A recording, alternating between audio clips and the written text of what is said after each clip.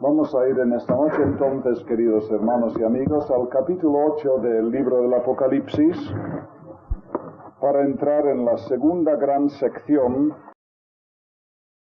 de este libro, o por lo menos de la parte profética de este libro.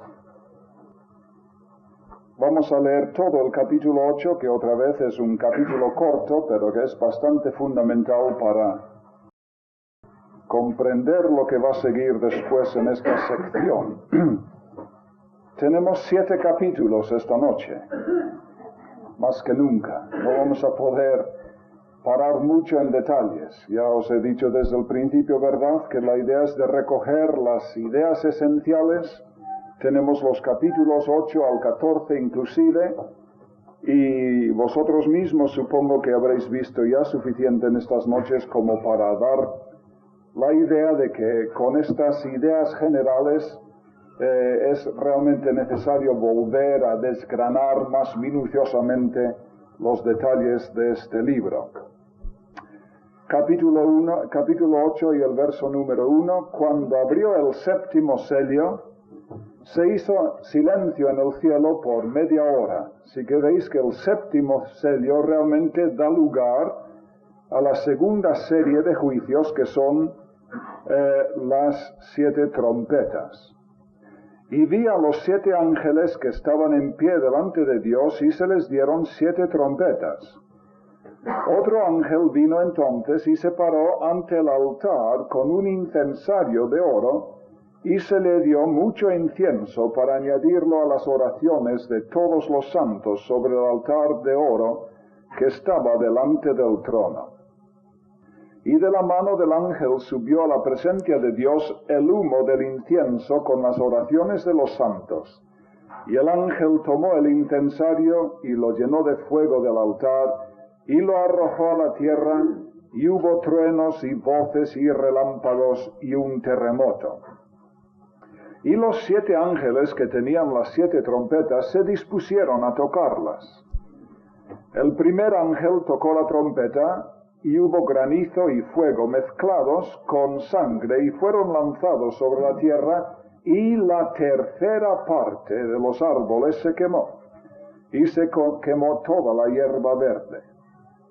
El segundo ángel tocó la trompeta, y como una gran montaña ardiendo en fuego fue precipitada en el mar, y la tercera parte del mar se convirtió en sangre. Y murió la tercera parte de los seres vivientes que estaban en el mar, y la tercera parte de las naves fue destruida. Y el tercer ángel tocó la trompeta, y cayó del cielo una gran estrella, ardiendo como una antorcha, y cayó sobre la tercera parte de los ríos, y sobre las fuentes de las aguas. Y el nombre de la estrella es Ajenjo, y la tercera parte de las aguas se convirtió en Ajenjo, y muchos hombres murieron a causa de estas aguas, porque se hicieron amargas. El cuarto ángel tocó la trompeta, y fue herida la tercera parte del sol, y la tercera parte de la luna, y la tercera parte de las estrellas, para que se oscureciese la tercera parte de ellos. Y no hubo luz en la tercera parte del día, y asimismo de la noche. Y miré y oí a un ángel volar por en medio del cielo, diciendo a gran voz: ¡Ay, ay, ay de los que moran en la tierra! A causa de los otros toques de trompeta que están para sonar los 3 ángeles. El quinto ángel tocó la trompeta, y vi una estrella que cayó del cielo a la tierra, y se le dio la llave del pozo del abismo. Y abrió el pozo del abismo, y subió humo del pozo como humo de un gran horno, y se oscureció el sol y el aire por el humo del pozo. Y del humo salieron langostas sobre la tierra, y se les dio poder, como tienen poder los escorpiones de la tierra. Y se les mandó que no dañasen a la hierba de la tierra, ni a la cosa verde alguna, ni a ningún árbol, sino solamente a los hombres que no tuviesen el sello de Dios en sus frentes. Verso 13. Y el sexto ángel tocó la trompeta, y oí una voz de entre los 4 cuernos del altar de oro que estaba delante de Dios, diciendo: Desata a los 4 ángeles que están atados juntos al gran río Eufrates. Y fueron desatados los 4 ángeles que estaban preparados para la hora, día, mes y año, a fin de matar a la tercera parte de los hombres. Y el número de los ejércitos de los jinetes era 200 millones. Yo oí su número. Vamos al capítulo 11. El versículo 15. Y el séptimo ángel tocó la trompeta, y hubo grandes voces en el cielo que decían: los reinos del mundo han venido a ser los de nuestro Señor y de su Cristo, y Él reinará por los siglos de los siglos. Y los 24 ancianos que estaban sentados delante de Dios en sus tronos, se postraron sobre sus rostros y adoraron a Dios, diciendo: te damos gracias, Señor Dios Todopoderoso, el que eres y que eras y que has de venir, porque has tomado tu gran poder y has reinado, y se airaron las naciones, y tu ira ha venido, y el tiempo de juzgar a los muertos y de dar el galardón a tus siervos los profetas, a los santos, y a los que temen tu nombre, y a los pequeños y a los grandes, y de destruir a los que destruyen la tierra. Y el templo de Dios fue abierto en el cielo, y el arca de su pacto se veía en el templo, y hubo relámpagos, voces, truenos, un terremoto y grande granizo. Que el Señor bendiga su palabra y nos ayude esta noche de nuevo en el entendimiento de sus sagradas escrituras. Esta es la segunda gran sección de las que estábamos mencionando ayer en el libro del Apocalipsis, que gira alrededor de la segunda serie de juicios que son introducidos todos estos juicios por 7 ángeles que tienen 7 trompetas. Ayer eran 7 sellos, y el Señor que desataba un sello tras otro sello, y vimos las razones por qué tuvieron que venir estos juicios, cómo eran estos juicios y lo que consiguieron estos juicios. Y hemos visto la justicia de Dios, la necesidad de la intervención de Dios, y por qué Dios tuvo que intervenir, tiene que intervenir, intervendrá en la historia de este mundo en un día tal vez muy, muy próximo. Esta sección está en 3 partes. En primer lugar, tenemos en los capítulos 8, 9, 10 y 11 los 7 juicios en sí, pero primeramente las razones por qué estos juicios tienen que venir.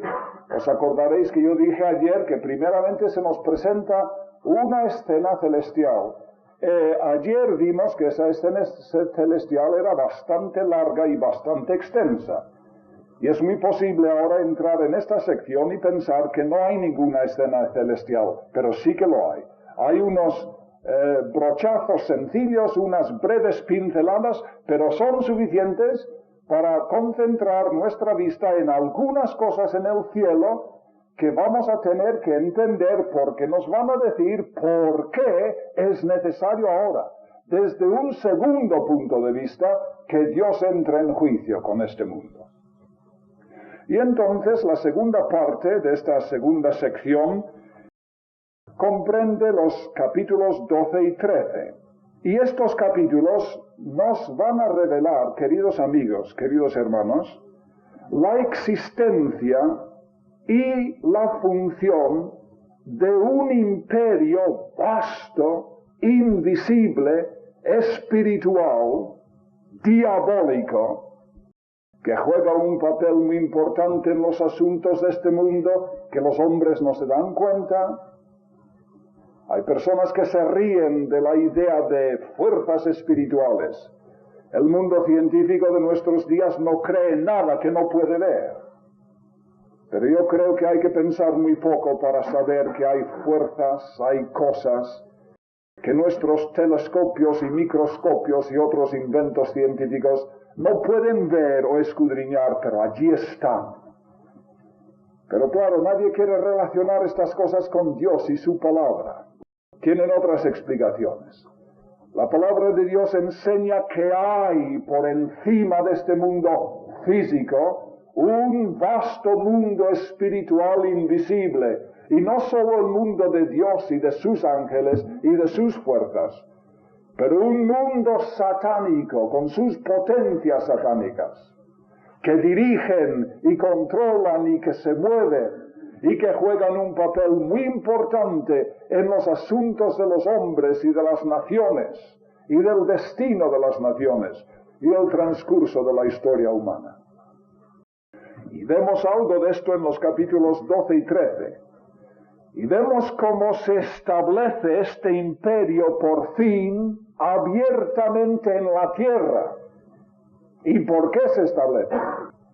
Y vemos también por qué irremisiblemente este imperio, aunque viene con grande gloria y con grande potencia y con grandes maravillas, y parece que vence todo.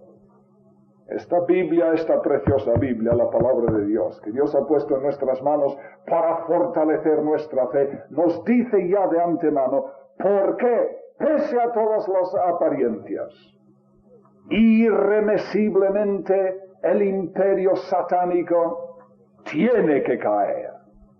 Está perdida ya la lucha, la batalla, antes de entrar Satanás, todavía con sus fuerzas, para este último esfuerzo grande que él va a hacer en este mundo. Y entonces en el capítulo 14, como ya os he dicho, que hay esta faceta en todas las secciones, tenemos unas compañías de salvos al final de la tormenta, después de los tremendos juicios, después de todo lo que ocurre en este mundo, la tercera parte de la humanidad que desaparece, más de 500 millones de seres humanos que pierden su vida en pocos meses. Después de la tremenda nube y tormenta y calamidad de estos días y momentos, pues hay una escena agradable. Dios, en medio de todo esto, tiene una cosecha. Hay más hombres y mujeres salvos de lo que había antes de comenzar. Ahora recordemos, queridos hermanos y amigos, el programa de Dios en la historia humana. ¿Cuál es? Que es lo que hemos dicho ya tantas veces en estas noches, que algunos estarán aburridos ya, pero otros que no lo han oído. Simplemente esto: el propósito de Dios que hemos visto desde el principio y que llega a su consumación en este libro, es que el hombre redimido en Cristo tiene un destino y un futuro eterno brillante, de sentarse sobre el trono del Dios del universo y gobernar con el Señor al universo entero. Y hemos visto que en estos propósitos entra la Tierra, el planeta Tierra. Yo creo que lo he dicho en otra ocasión, pero vale la pena decirlo otra vez, que hay algunos creyentes que creen que lo que Dios está haciendo aquí abajo en este mundo es lo siguiente: nos está salvando un pueblo aquí entre las naciones. Para salvarnos, tenernos aquí 5 minutos para evangelizar y salvar más gente, con el propósito por fin de retirarnos cuanto antes, cuando venga el Señor, de este mundo, para que desaparezcamos de este mundo una vez y para siempre, y vayamos a la velocidad de luz, al cielo, cuanto antes mejor, y nos lavemos las manos para siempre de este mundo. Y digamos, para el diablo y para los inconversos y para quien quiera, o va a desaparecer, como desaparecerá por fin, porque Dios tiene otros proyectos de instituir después otra tierra y otros cielos. Pero esto no es el propósito de Dios. Dios no va a admitir fracaso. Dios no va a quedar derrotado. Dios va a gobernar en este mundo justamente, y este mundo va a producir justamente lo que Dios quiso desde el principio, y el hombre lo va a hacer con Cristo, el hombre redimido. Tú, si te encuentras con un testigo de Jehová en alguna ocasión, dile que sí, que nosotros vamos a gobernar en este mundo. Claro que sí, los creyentes. Pueblo de Israel también, sí, ya lo sé. Pero los creyentes vamos a gobernar aquí. Nosotros vamos a ser los gobernantes de este mundo. ¿No es esto lo que Pablo dijo a los corintios? ¿No sabéis que vais a juzgar ángeles a hombres? Claro que sí. Y entonces hemos visto por qué Dios tiene que reconquistar este planeta para librarle de las garras de los gobiernos y de los hombres que no quieren rendir servicio al Dios su creador y entregarlo otra vez a esa finalidad que Dios tenía desde el principio de la creación. Ahora, ayer estábamos viendo cómo era necesario, en su justicia era necesario que Dios hiciese esto porque Él es creador. Y un universo y una humanidad que no sirve a su creador se vuelve en caos, se desmorona. Alguien de una gran nación de este mundo, tal vez la más grande, me dijo en una ocasión recientemente, y no era creyente, era inconverso, era además ateo, me decía, pero cuando yo expresaba interés de visitar esa nación, me dijo estas palabras solemnes: si usted quiere venir a visitar nuestra nación, venga rápidamente. Yo dije, ¿por qué? Me dijo, porque se está desmoronando. Esto es lo que está pasando en mayor o menor escala en todo el mundo. Y el Dios que hizo este mundo para servir sus fines, sus designios y sus propósitos, tiene forzosamente que intervenir. Y dijimos ayer, y lo repito esta noche, queridos hermanos, porque la justicia de Dios es una realidad. Pero lo que más sorprende es la paciencia de Dios, y la longanimidad de Dios, y la misericordia de Dios. Lo que más sorprende es que Dios haya callado tanto tiempo, y haya dejado las cosas estar, sin haber intervenido ya desde hace mucho tiempo.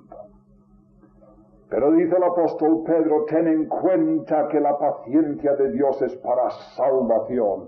No porque para que la gente se burle de Dios y diga, no debe haber ningún Dios porque no dice nada, no enseña la cara nunca, no interviene.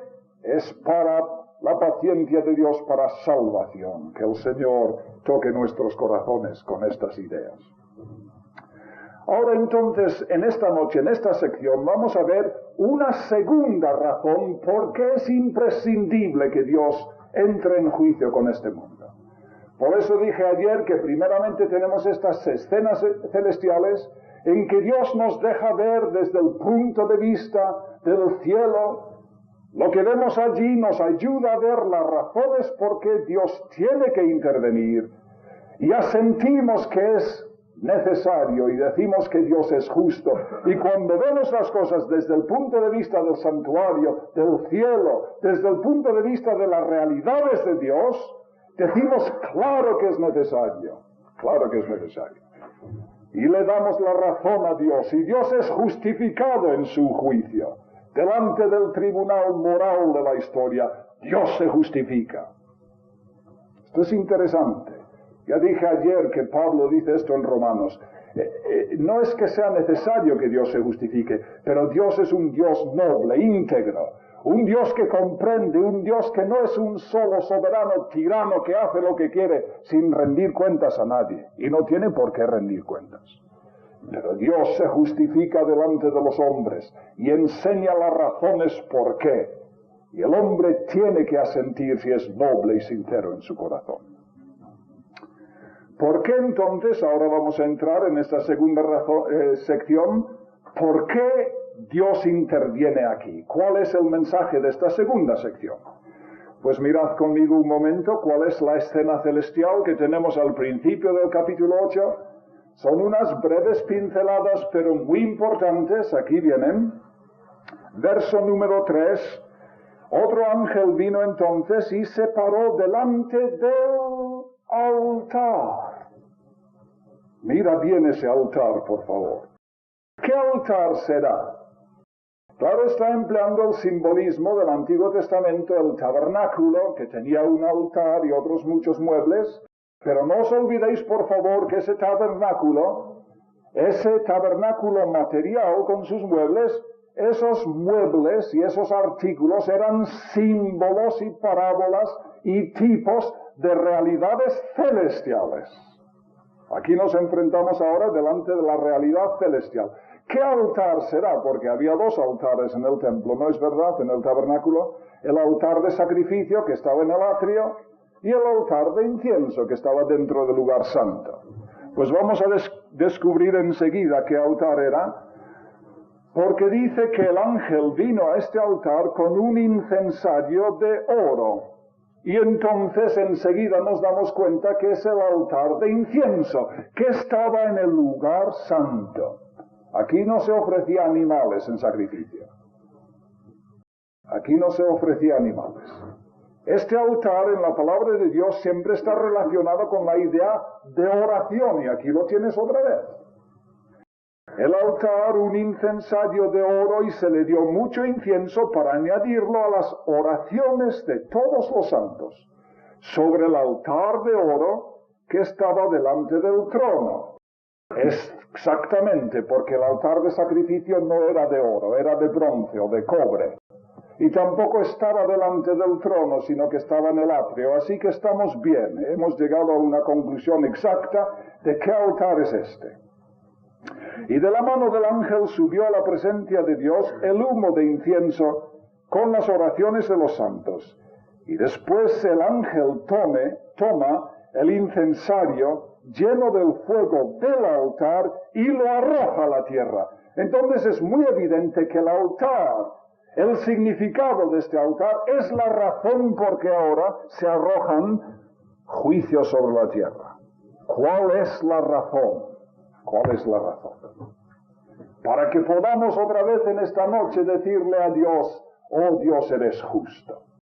Y serás justificado delante de todos. Y vencerás cuando entres en juicio. Eres justo. ¿Cuál es la razón? El altar de incienso. Las oraciones de los santos. Oraciones de los santos. A ver si puedo explicar esto bien para que lo entendáis tal y como lo he entendido yo. Mirad lo que se nos dice en el capítulo 6 y el versículo 9. Cuando se abrió el quinto sello, yo vi debajo del altar las almas de los que habían sido muertos por causa de la palabra de Dios y por el testimonio que tenían, y clamaban a gran voz diciendo, orando si queréis, pero con clamores grandes que arrancaban de sus corazones: ¿hasta cuándo, Señor? Hombres y mujeres que habían sido perseguidos y asesinados por su testimonio y por su fidelidad a la palabra de Dios. Oh, ¿hasta cuándo, Señor santo y verdadero, no juzgas y vengas nuestra sangre en los que moran en la tierra? Sabéis que aunque esta oración se va a efectuar en un día futuro, en mayor o menor grado, con más o menos intensidad, en alguna parte del mundo o en otra parte del mundo, en todas las generaciones humanas, en toda la historia del hombre, esta oración ha subido al trono de la gracia de Dios. Hombres y mujeres, santos de Dios, cuyas vidas el mundo, como dice Hebreos capítulo 11, no era digno el mundo de ellos, y han tenido que clamar de cárceles, de situaciones penosas, perseguidos, vituperados por el nombre de Cristo, y han tenido que clamar de día y de noche por la justicia de Dios. ¿Sabéis eso? Algunos lo sabréis y otros no, y el que más o el que menos lo sabe muy poco. Y nosotros en este día en España, que tenemos libertad de culto y otras muchas cosas que antes no teníamos, lo estamos olvidando, pero no es así en muchas partes del mundo. Y el Señor lo tuvo en cuenta cuando en el Nuevo Testamento, en San Lucas capítulo 18, Él dijo una parábola muy interesante que viene a tono con lo que estamos diciendo en esta noche. le refirió el Señor una parábola sobre la necesidad de orar siempre. Y decía, había en una ciudad un juez que no temía a Dios ni respetaba a hombre. Y había también en aquella ciudad una viuda, la cual venía a él diciendo, hazme justicia de mi adversario. Nota lo que esta mujer pide. Solo pide justicia. No es cuestión de venganzas o tonterías. Justicia, solo quiero justicia. ¿Quién no quiere justicia? Como alguien me dijo hace algún tiempo en Valladolid, lo que más brilla en este mundo destaca es precisamente la falta de justicia que hay entre los hombres, por mucho que se hable de justicia social y justicia tal y justicia cual. Y él no quiso hacer nada, no quiso atenderla, pero la mujer le aburría constantemente de día y de noche, y el hombre, que ni temía a Dios, ni a hombres, ni a demonios, dijo, bueno, para que no me aburra más y agote mi paciencia, yo la contestaré y la haré justicia. Y el Señor dijo, oíd lo que dijo el juez injusto, el injusto, que por fin fue movido a hacer justicia. ¿Y acaso Dios no hará justicia a sus escogidos que claman a Él de día y de noche? ¿Cuándo, Señor? Tú y yo que vivimos en una pequeña generación de las muchas que ha habido en este mundo, en una pequeña esquina del globo y no nos enteramos ni de la mitad ni de la 10ª parte de lo que está pasando en otros sitios. No nos damos cuenta. Pero hay uno que habita en los cielos que sabe que desde el primer hombre Abel hasta los días de hoy, día y noche constantemente, este clamor ha subido al trono de la gracia de Dios. Oh Señor, ¿hasta cuándo? Tendremos que sufrir y ser maltratados y sufrir la incomprensión de ser hijos de Dios y ser relegados muchas veces a la categoría de segunda o tercera calidad de ciudadanos, o puestos en campos de concentración, o asesinados vilmente y echados fuera de la sociedad de los hombres. ¿Hasta cuándo, Señor? Y no hará Dios justicia, dice el Señor. ¿Puede Dios estar escuchando estos clamores de día y de noche durante siglos y siglos y siglos, desde los días de Abel en el Antiguo Testamento?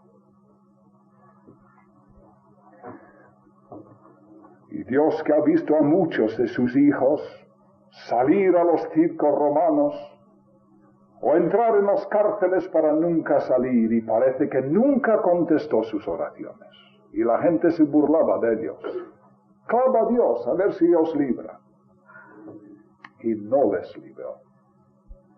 Y tuvieron que pagar con su sangre, con sus vidas, con sus sufrimientos, con sus sudores, tremendos resultados de su fidelidad al Señor.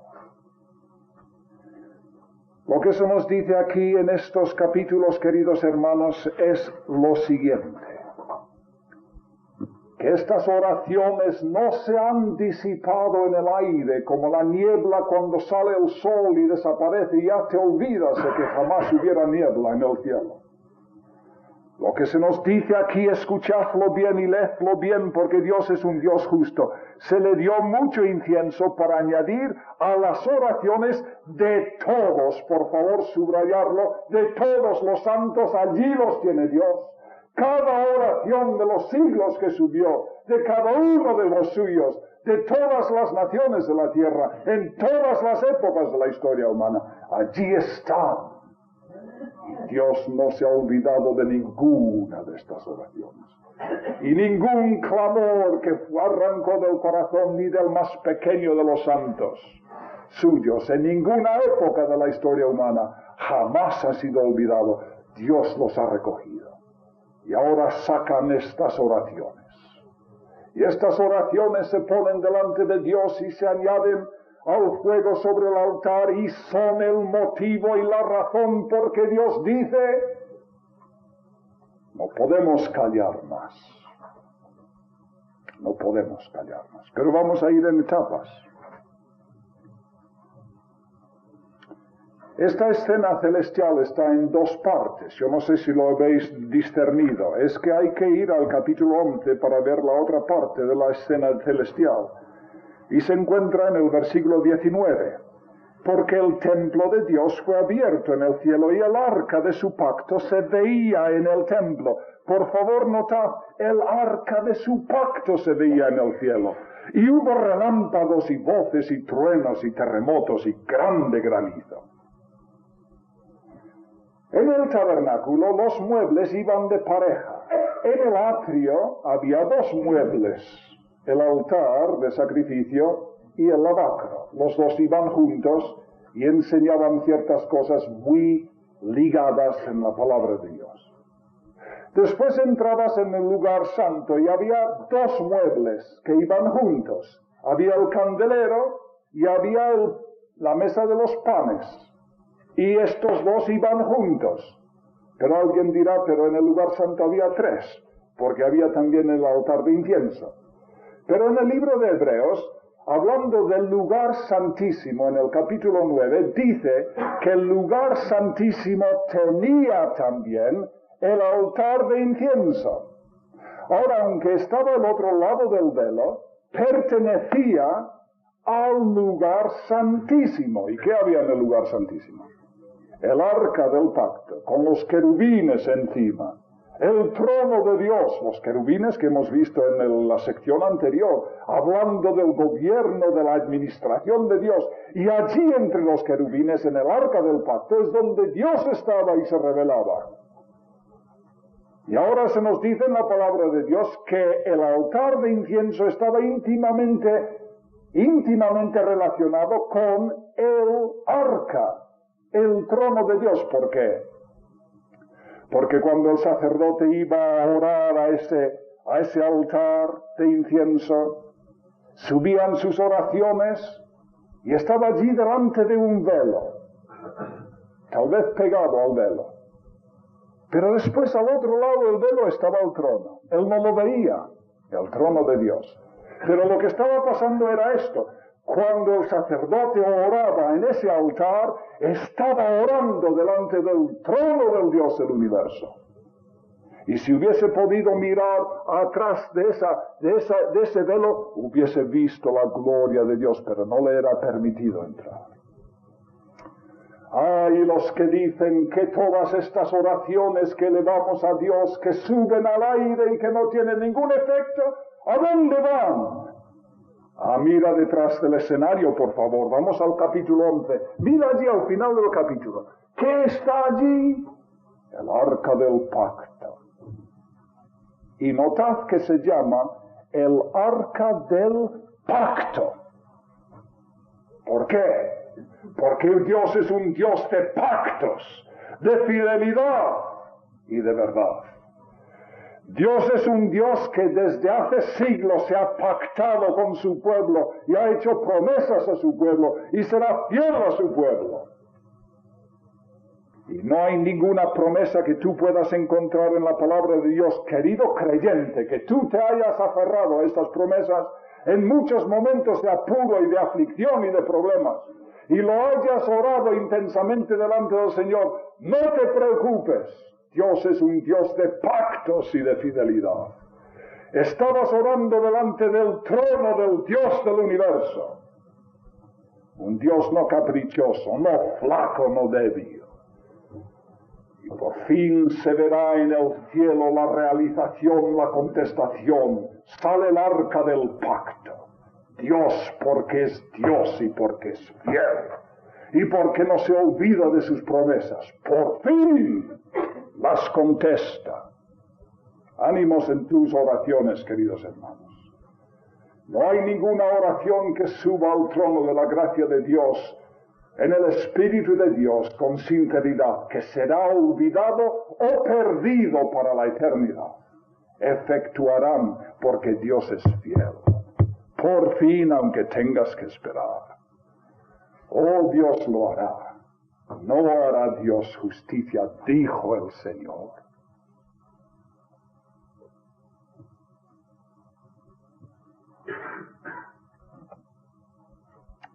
Y ahora veis entonces algo de la razón, ¿verdad? ¿Por qué?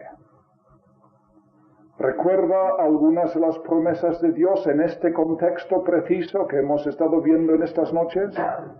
Os leí en una ocasión Daniel capítulo 7, os lo quiero leer otra vez porque viene a tono con lo que estamos diciendo. Que un día, dice este capítulo, Dios va a quitar de los hombres el gobierno y los gobiernos de las naciones de este mundo.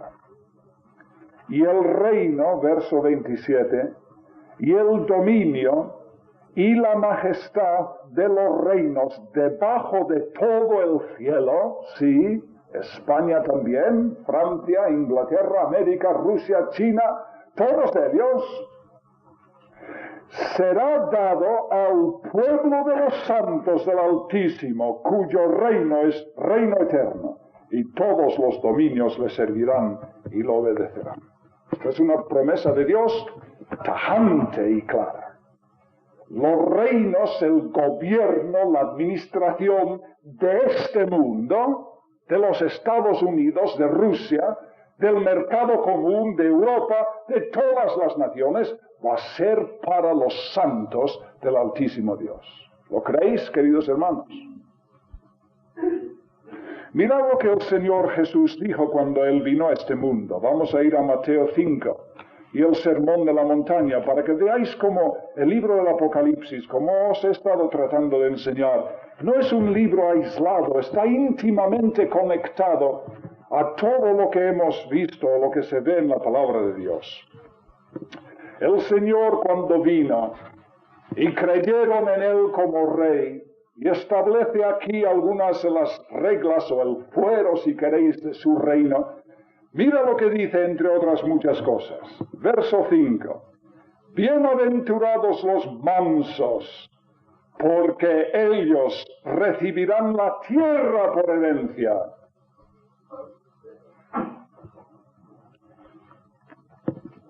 Pero eso no es lo que pasa en el día de hoy. Bienaventurados, verso 10, los que padecen persecución por causa de la justicia, porque de ellos es el reino de los cielos. Pero ¿qué es lo que pasa en el día de hoy? ¿Heredan los mansos la tierra? Yo recuerdo el día cuando yo oí, cuando Khrushchev era el primer ministro de Rusia, y como él tenía cosas tan raras que decía algunas veces, aunque eran bastante entretenidas, especialmente cuando daba golpes con su zapato en la mesa en las Naciones Unidas. Jesús dijo en alguna ocasión que si te dan en una mejilla, pues les das la otra mejilla para que te den